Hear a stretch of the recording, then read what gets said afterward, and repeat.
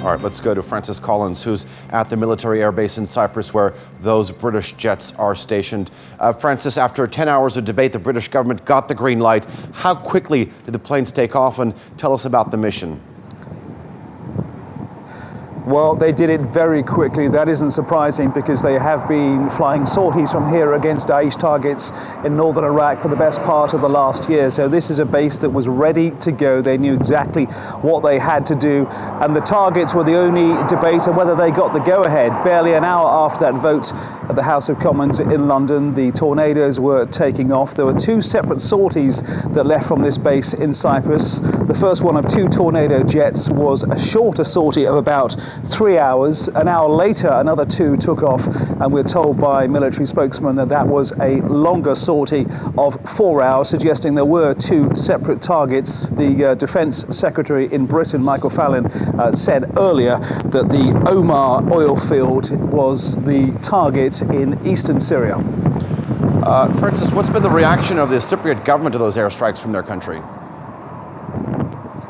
Immediately, there haven't been any, but it is telling that a couple of weeks ago they offered support and indeed offered an airbase to the east of me in Paphos to the French government in wake of the attacks in Paris. The President Nikos Anastasiadis offered his support, then offered his military facilities, and of course they're very used to the fact that this base has been used for many years, since it was built in the 1950s, for not just attacks in the region but also for situations in Afghanistan, before that further south from here in Iraq. So they are used to it. They've offered support to the allies, the allied powers that are fighting this offensive, and we're about 200 kilometers here from the Syrian coast, going directly west that way. In fact, the runway from the air base at Akrotiri goes that way, but the closest point between the east of Cyprus and Syria is barely 100 kilometers. So it is a situation that they know exactly how close they are to the problems, and that's why they offered their support